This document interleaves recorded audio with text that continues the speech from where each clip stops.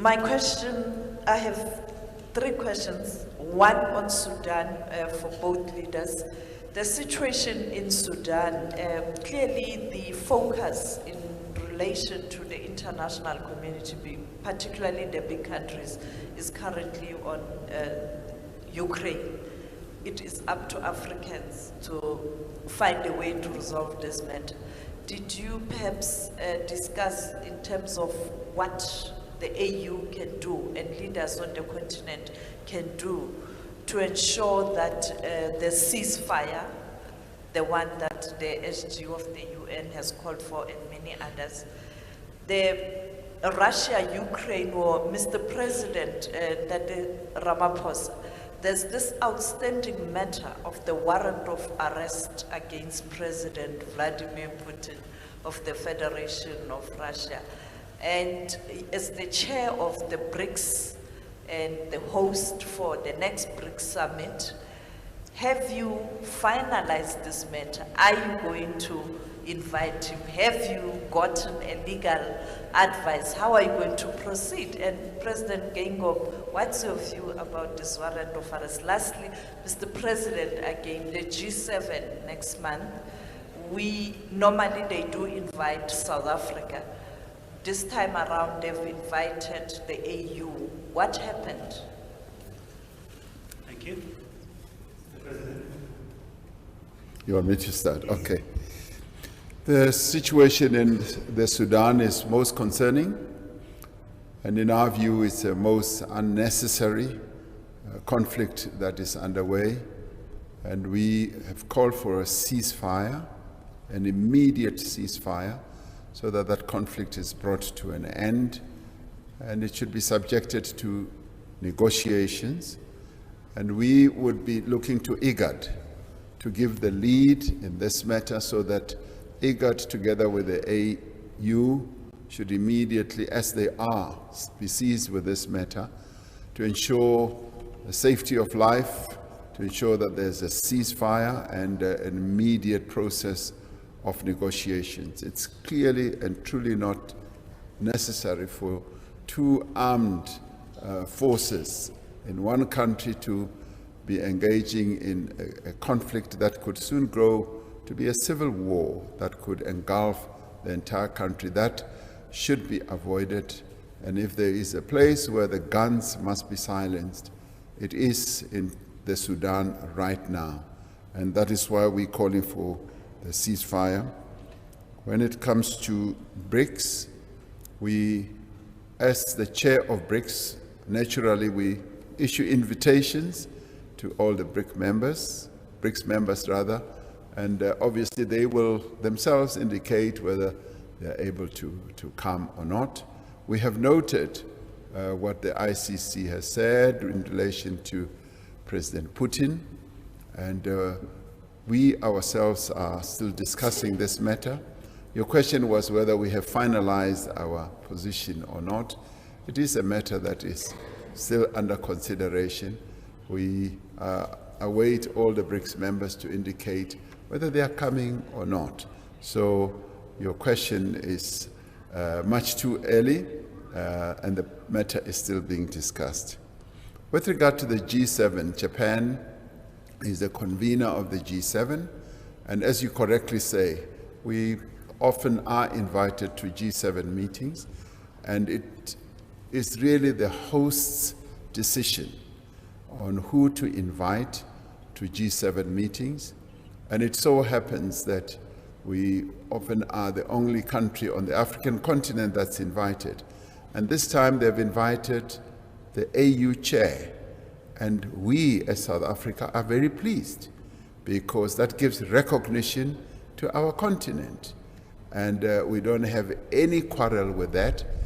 And what we have perceived in this whole process is that the Japanese have chosen to go for regional blocks for invitation. And they are focusing, it seems to us, on their own sort of part of the world. So we are not, unhappy for not being invited, because in the end it is the host's choice to invite. Like we are going to be chairing BRICS. And in the end, we are going to decide who should be invited outside the BRICS family. And the last time in 2018, we invited a number of other countries, and we did invite other regions of the world. And those who were not invited could never say they were being rejected or whatever, because the host decides.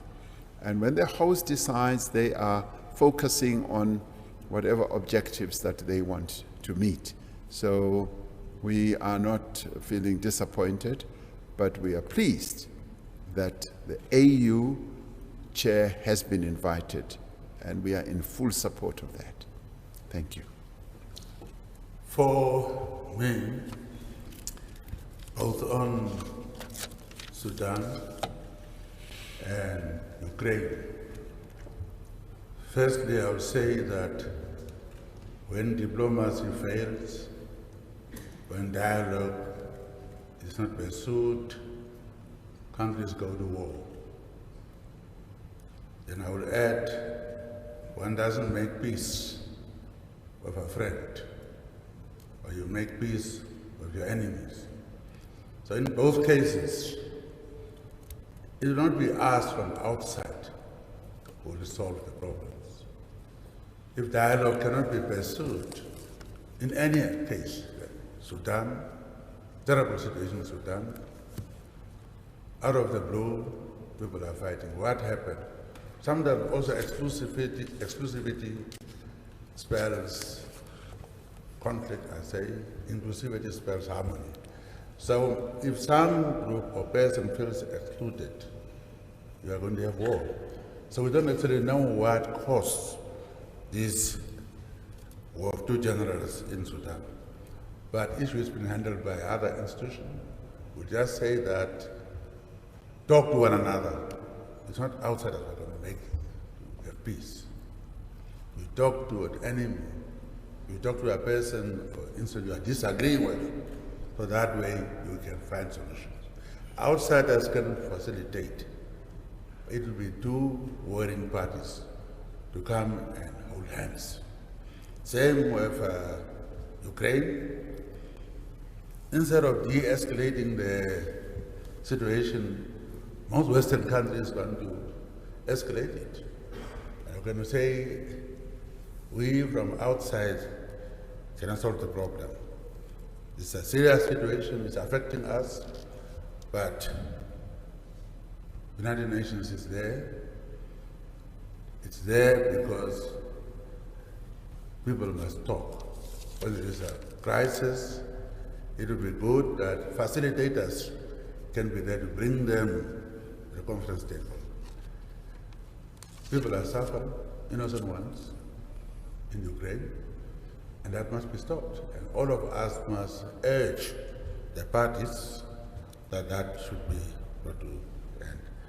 Now, as for the arrest warrant or whatever you are supposed to be given, I had that kind of a situation a long time ago.